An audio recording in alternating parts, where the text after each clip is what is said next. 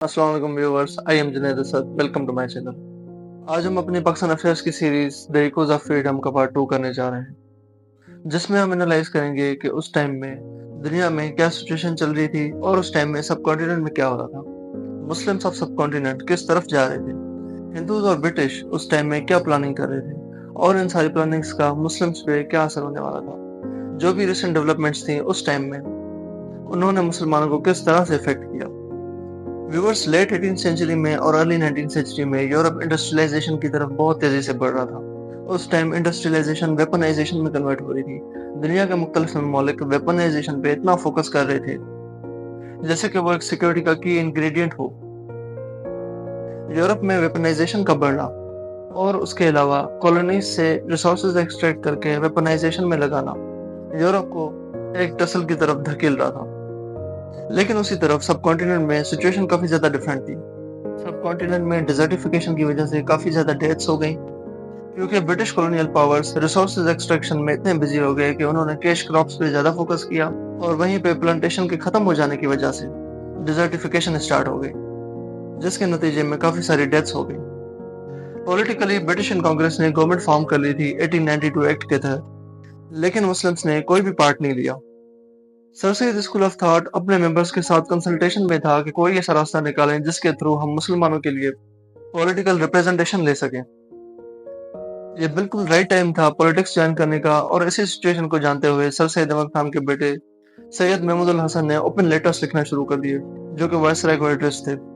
उसमें उन्होंने वायसराय को अपने कंसर्न्स बताए और उनको ये कहा कि बेशक मुसलमान सब कॉन्टिनेंट में माइनॉरिटी है, लेकिन इस टाइम में भी वो लार्जेस्ट माइनॉरिटी है, जो कि पूरी इंडिया की पॉपुलेशन का 24 to 25% है। इसी तनाजुर में नवाब वकारुल मलिक और नवाब मोहसिनुल मलिक ने भी लेटर्स लिखना शुरू किए, और उन्होंने ब्रिटिश गवर्नमेंट को ये इन्फॉर्म करने की कोशिश की कि मुस्लिम्स सब कॉन्टिनेंट में एक अलग कम्युनिटी है और उनको प्रॉपर रिप्रेजेंटेशन चाहिए, और वो ये डिजर्व करते हैं कि उनको प्रॉपर पॉलिटिकल रिप्रेजेंटेशन मिले। ये सारे लेटर्स एक ही मैसेज ब्रिटिश गवर्नमेंट को दे रहे थे कि हमें एक ऐसा सेपरेट मैकेनिज्म चाहिए जो मुस्लिम्स के राइट को प्रोटेक्ट करे। व्यूअर्स, 1892 एक्ट के तहत इलेक्शन का टाइम 3 इयर्स रखा गया था, यानी कि कोई भी इलेक्टेड गवर्नमेंट का टेन्योर सिर्फ 3 इयर्स होगा। 1895 में जब दोबारा इलेक्शन हुई तो उस इलेक्शन में फर्स्ट मुस्लिम इलेक्ट हुआ, और वो नवाब सलीमुल्लाह खान ऑफ ढाका थे, जो ईस्ट बंगाल से बिलोंग करते थे। नवाब सलीमुल्लाह खान एक लैंडलॉर्ड थे और वो बंगाल की लैंडलॉर्ड एसोसिएशन से इलेक्ट होके आए। इंडिया में इलेक्शंस नॉमिनेशनल बेस थी, जिसमें कुछ लैंडलॉर्ड एसोसिएशंस, कुछ बार काउंसिल, कुछ यूनिवर्सिटी सिंडिकेट्स वगैरह पार्टिसिपेट कर सकते थे,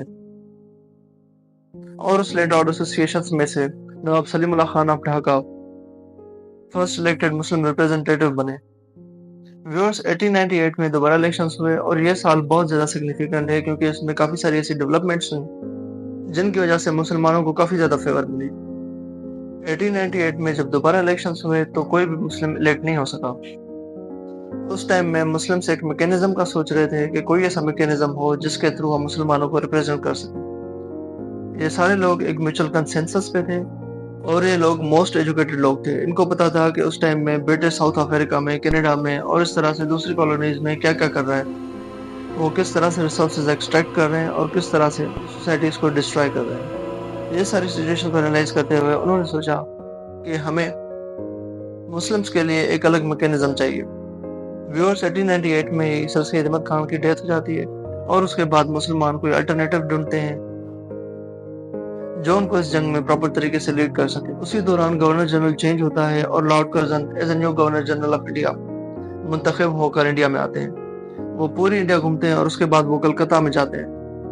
कलकत्ता में पहुंचकर वहां से वो ब्रिटिश एम्पायर को लेटर्स लिखना शुरू करते हैं, जिनमें वो काफी सारे एस्पेक्ट्स को डिस्कस करते हैं।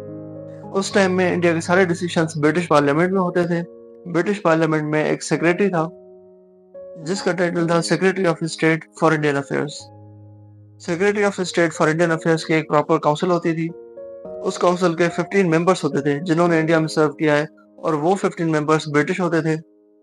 वही लोग सेक्रेटरी को एडवाइस करते थे कि किस तरह से किसी भी सिचुएशन को इंडिया में टैकल किया जा सकता है।